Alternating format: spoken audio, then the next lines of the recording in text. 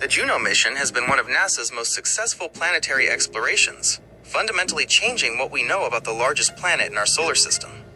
Launched in 2011 and arriving at Jupiter in 2016, it was designed to peer through the planet's thick clouds to see what lies beneath. As of April 2026, Juno is in the final stages of its journey, having transitioned from a mission focused solely on Jupiter to one that explores the entire Jovian system, including its rings and most famous moons. Mission overview. Unlike previous missions that stayed near Jupiter's equator, Juno travels in a polar orbit. This skimming path allows it to pass extremely close to the cloud tops, within 5,000 kilometers, while avoiding the most intense parts of Jupiter's lethal radiation belts. Primary goal: to understand the origin and evolution of Jupiter. Because it was the first planet to form, its recipe contains the history of the entire solar system. Scientific tools. It uses microwave sensors to see deep into the atmosphere, gravity mapping to feel the internal structure, and specialized cameras like JunoCam to capture the high-resolution images we see today. Groundbreaking discoveries. Juno has debunked several long-held theories about gas giants.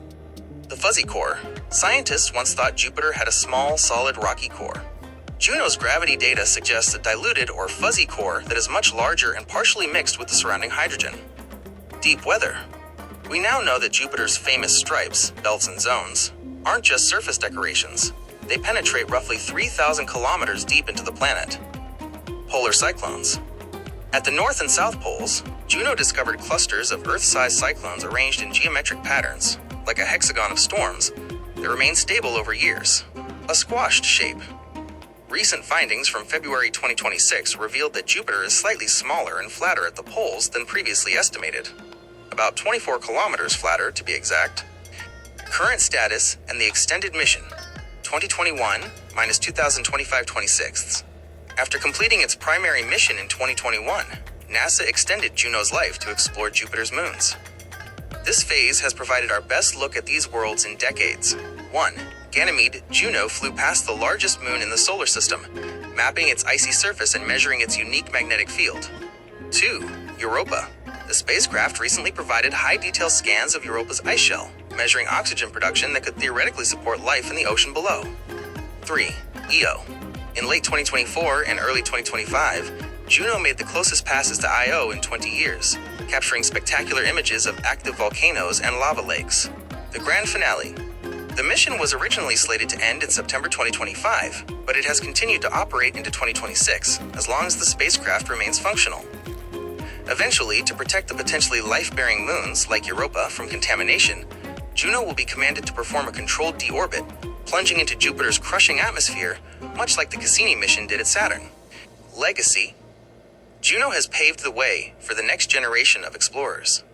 The data it collected on Europa's radiation environment is currently being used to help Europa Clipper, launched recently, and the European Space Agency's JUICE mission as they prepare to search for signs of life in the 2030s. Would you like to know more about its specific findings on one of the moons, like the volcanic activity on Io?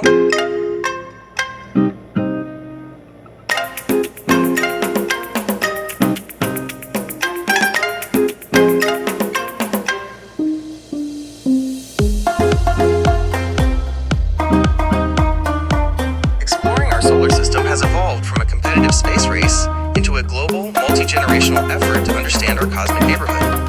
The past. The pioneers. 1950s to 2010s.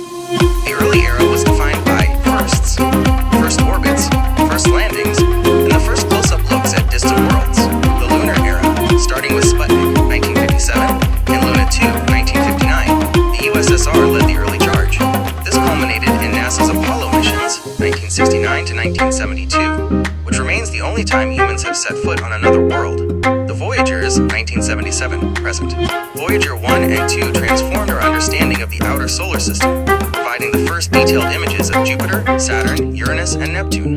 Both have now entered interstellar space, the Red Planet probes. After the stationary Viking landers, 1976, the 1990s and 2000s saw the rise of the rovers, Sojourner, Spirit, Opportunity, and Curiosity, which confirmed that Mars once had liquid water. Grand orbiters, missions like Cassini-Huygens, Saturn, and Galileo, Jupiter, spent years orbiting giant planets, discovering subsurface oceans on moons like Enceladus and Europa. The present, a crowded solar observation to interaction, sampling asteroids and returning humans to the moon. Artemis 2, April 2026. We are currently in a historic moment. The Artemis 2 mission recently sent 4 astronauts on a 10-day journey around the moon and back, marking the first time humans have traveled beyond low Earth orbit in over 50 years. Asteroid sampling. Missions like OSIRIS-REx, USA, and Hayabusa 2, Japan, have successfully brought fragments of asteroids back to Earth to study the early solar system. The Martian fleet. Perseverance is currently drilling for samples on Mars that a future mission will return to Earth, while the James Webb Space Telescope provides unprecedented infrared views of planetary atmospheres. Solar explorers. Parker Solar Probe is touching the sun, flying through the solar corona to understand solar wind and radiation. The future. The next frontier. 2026 to 2040s. The coming decades focus on high-risk, high-reward missions to potentially habitable moons and the ice giants. Upcoming major missions. Mission. Destination. Land launch. Goal. MMX. Japan. Phobos. Mars. Late 2026. Sample return from the Martian moons. Chang'e 7. China. Moon South Pole. 2026. Searching for water ice in shadowed craters. Dragonfly. NASA. Titan. Saturn. 2028. A nuclear-powered octocopter to fly on Titan. Europa Clipper. Europa. Jupiter. Arriving Tilde 2030. Investigating the habitability of Europa's ocean. Uranus Orbiter. Uranus. 2030s. Proposed. The first dedicated mission to an ice giant. Long-term vision. Mars sample return. A complex relay involving multiple spacecraft to bring Perseverance's tubes back to Earth labs. Interstellar probe. Proposed for the late 2030s, this Voyager on steroids would aim to travel 1,000 astronomical units, 1,000 times the distance from Earth to the Sun, to study the interstellar medium directly. Permanent bases. Both the US-led Gateway and the China-Russia ILRS aim to establish permanent research stations on or around the moon by the late 2030s. Which of these eras or specific planetary targets interests you the most for your research?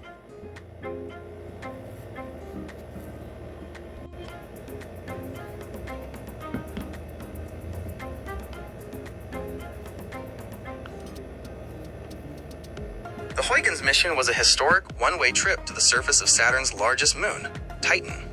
While the Cassini orbiter was a NASA project, the Huygens probe was built by the European Space Agency, ESA, making it a landmark of international cooperation. It remains the most distant landing ever achieved by humanity. The journey and the drop, Huygens hitchhiked across the solar system bolted to the side of Cassini. After a 7-year journey, it detached on Christmas Eve 2004 and coasted for 20 days toward the hazy orange moon. The descent, January 14, 2005. The probe hit Titan's thick nitrogen atmosphere at 21,000 kilometers per hour. It used a series of heat shields and 3 different parachutes to slow down during a 2-hour and 27-minute descent. A world revealed. As it dropped, its cameras, the descent imager/spectral radiometer, peered through the methane smog. It captured images of drainage channels and shorelines that looked eerily like Earth, except the rocks were made of water ice, and the water was liquid methane. The surface, creme brulee. When Huygens finally touched down, it didn't just land. It bounced, slid, and wobbled for about 10 seconds before coming to a rest. Consistency. Scientists describe the landing site as having the consistency of soft, damp sand, or creme brulee, a thin, crunchy crust over a sticky, wet subsurface. The landscape. The probe sent back a famous photo from the surface showing a flat plain littered with rounded pebbles. These were actually chunks of water ice that had been smoothed over time by flowing liquid hydrocarbons, much like river rocks on Earth. Atmospheric cooking. Upon landing, the probe's warmth heated the ground, causing a puff of methane gas to evaporate. This confirmed that the surface was soaked in liquid chemicals. Key discoveries. Huygens transformed Titan from a mysterious orange ball into a complex, Earth-like world. Feature? Discovery. Atmosphere. Found a thick nitrogen atmosphere with a complex organic soup of chemicals raining down. Meteorology.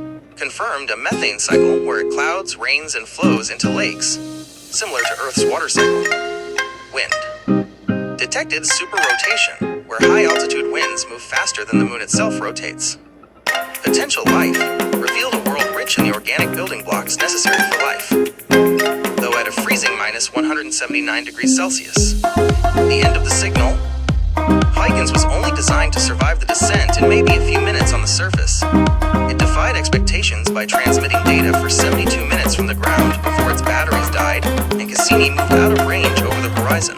Its legacy lives on in the upcoming Dragonfly mission planned for 2028, which will send a rotorcraft to Titan to fly between the different sites Huygens first glimpsed. Since you've been following the latest updates on the Europa Clipper, how do you think Titan's liquid methane environment compares to the subsurface water oceans we expect to find on Europa?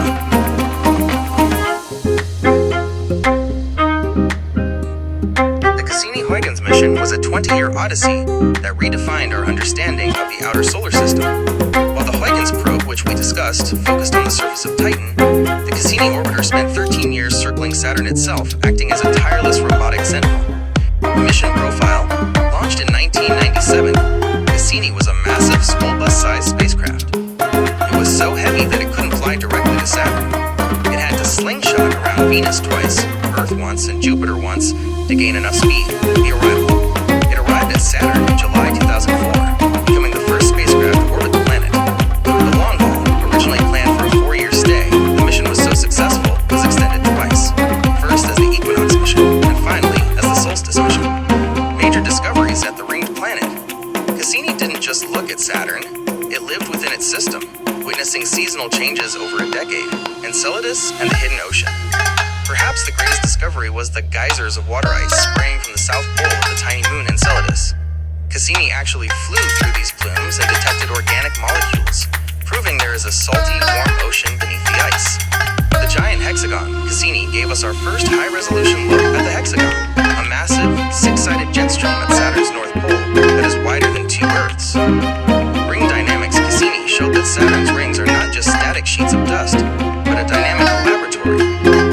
It saw propellers, created by tiny moonlets and spokes, that appeared and disappeared with the planet's seasons. The Great Storm. In 2010, Cassini watched a massive white storm erupt in the northern hemisphere that eventually wrapped around the entire planet. The grand finale, 2017. By 2017, Cassini was running out of fuel. To prevent the spacecraft from ever crashing into and contaminating the potentially habitable moons, Titan or Enceladus, NASA chose a dramatic end. 1. The dives. Cassini performed 22 daring dives between Saturn and its innermost rings, a gap only 2,400 kilometers wide where no spacecraft had ever dared to go. 2. The plunge. On September 15, 2017, Cassini turned its antenna toward Earth and dived directly into Saturn's atmosphere. 3. The final signal. It continued to transmit data about the atmosphere's composition until the friction and heat of the descent tore it apart, turning the multi-billion-dollar machine into a meteor over the Saturnian clouds. Legacy. Even though the mission ended nearly a decade ago, scientists are still analyzing the data.